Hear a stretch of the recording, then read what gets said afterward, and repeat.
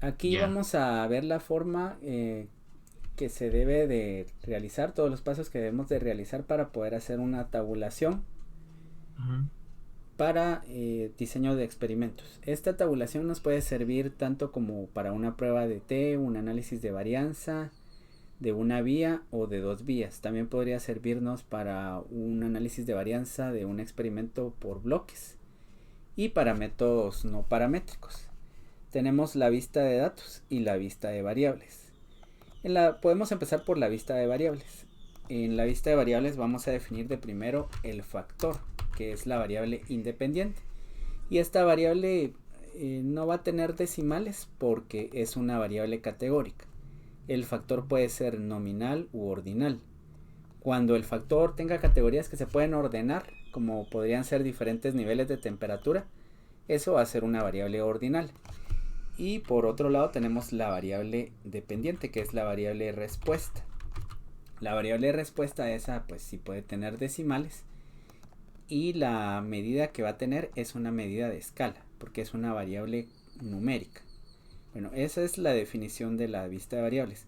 Ahora podemos definir aquí en valores las categorías que va a tener la variable independiente. Para el ejemplo que tenemos acá, vamos a definir 5 niveles y que serían los valores. Por ejemplo, 1, la temperatura de 20 grados Celsius. Vamos a añadir acá 2, 40 grados Celsius.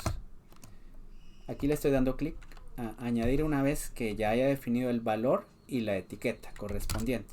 Entonces 60 grados Celsius, 4, 80 grados Celsius y finalmente la última categoría, que sería el último nivel, ¿verdad? 100 grados Celsius.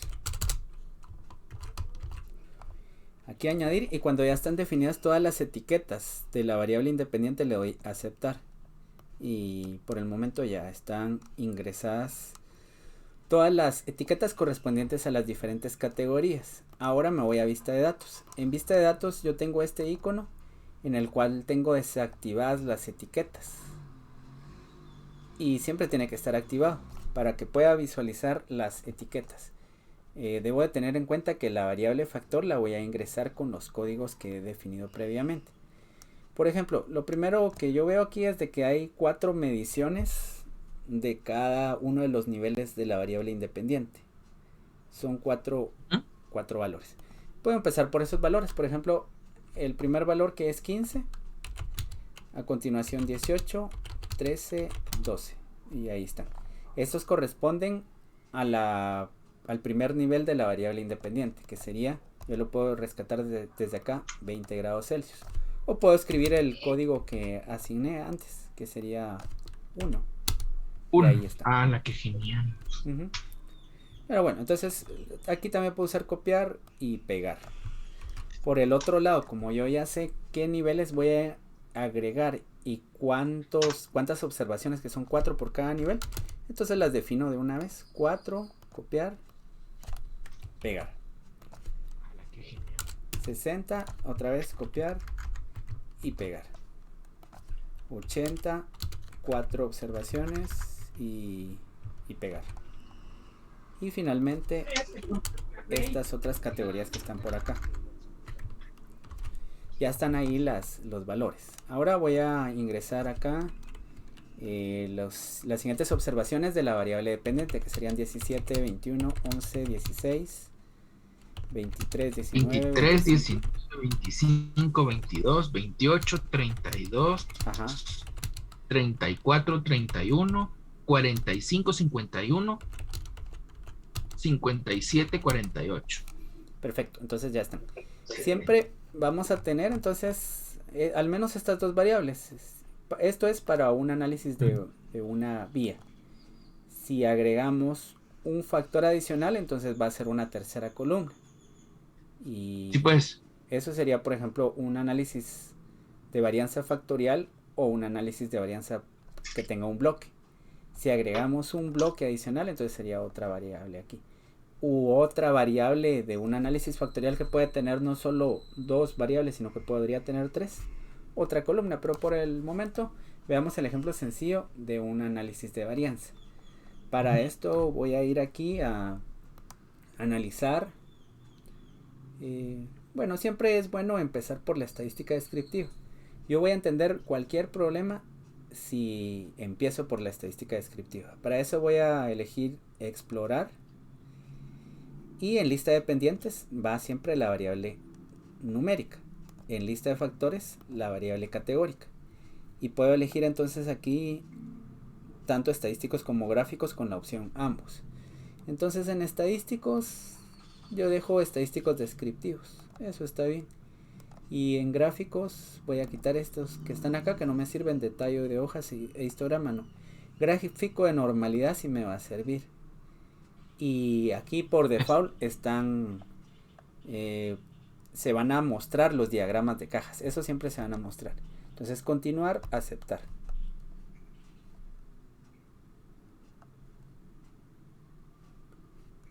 Aquí se está haciendo el análisis correspondiente. Ahí está. Ya se puede visualizar los resultados, ¿verdad? Ajá, ya. Ok. Entonces aquí lo primero es de que tenemos aquí las medias, ¿verdad? La media de la variable de respuesta a 20 grados Celsius es 14,500. La media a 40 grados Celsius es 16. Y así van aumentando las medias. Y tenemos también las desviaciones por acá. Desviaciones, valores mínimos y máximos. Sí. Está la estimación de la normalidad en cada grupo. Y aquí te aparece, ¿verdad? Cómo se distribuye la variable en cada grupo. Esto no es tan informativo porque tenemos muy pocas observaciones por grupo.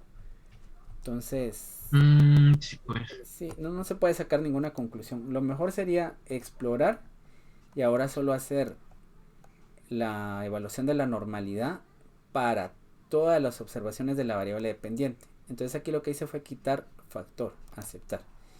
Bien, entonces esta era la que nos servía para entender mejor el problema. Si te das cuenta, aquí ya aparece el box plot, donde está la distribución de cada una de las diferentes categorías y sus 4 observaciones. Pero lo otro de lo que hablaba era de la evaluación de la normalidad. Es mejor evaluar la normalidad por todos los grupos. Aquí lo que nos está diciendo es de que la distribución de la variable de respuesta, según Shapiro-Wilk, que es la prueba que tiene más potencia que esta otra, tiene una distribución no significativa, ¿verdad? Entonces aquí vemos desviaciones de hecho de la normalidad. Pero pero por el momento eso no nos importa. Nosotros vamos a aplicar de cualquier manera el análisis de varianza. En ese caso me voy acá bueno. Lo que sí nos importa de esto es de que sí vamos a encontrar seguramente una diferencia significativa. Que ya vemos cómo porque digamos que la de 100 sí, y la de 80 sí se desprenden completamente de los otros box plot, ¿va? Sí, en esto no solo vemos un efecto significativo, sino que en cualquier manera vemos una tendencia. Y para sí, pues.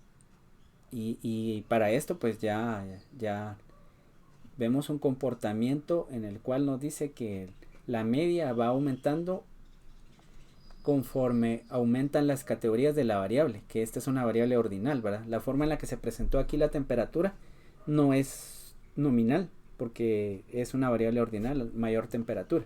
Y lo mismo, hay una tendencia lineal. Bien, entonces ahora vamos a hacer el análisis correspondiente, que sería comparar medias.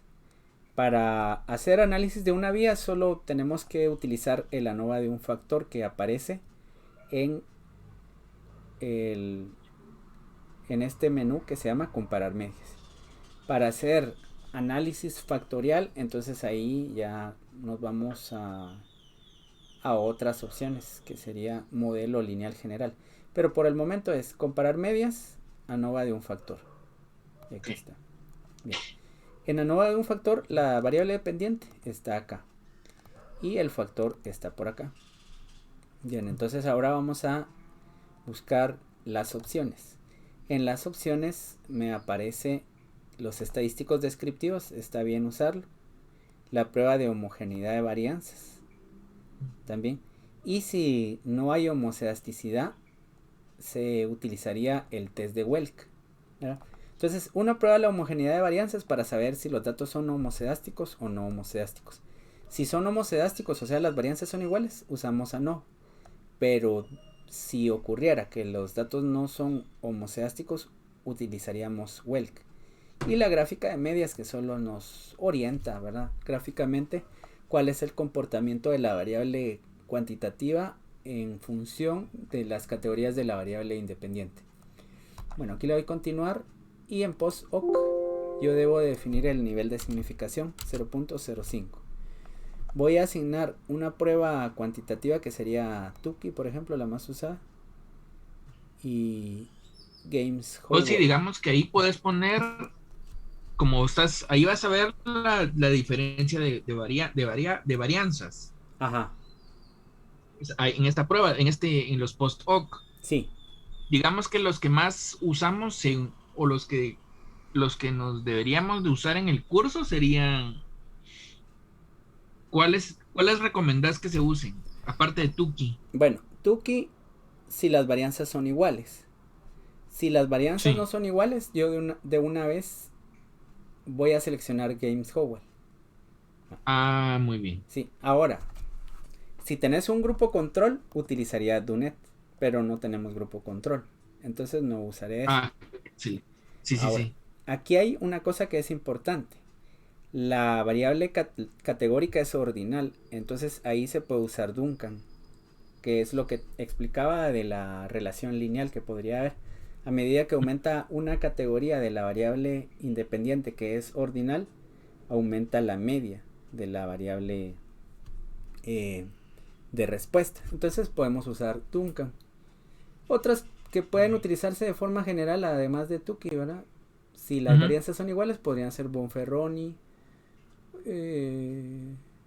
podrían ser también Chefe. Y esas Ya. son las que tenemos. Ahora Esas son las que más. sí, las que más se utilizarían. Dunet solo si tenemos un grupo control. Ahora aquí continuar y aceptar. Y entonces ya aparecen los resultados, que sería, en primer lugar, la normalidad ya la evaluamos anteriormente. Ahora evaluamos la homocedasticidad. ¿Cómo se? ¿Sí? Si la distribución de los datos es normal, utilizaríamos esta parte. Se basa en la media. Y este es nuestro resultado. Los datos sí son homocedásticos, como te darás cuenta acá. Porque Por la significancia. Ajá.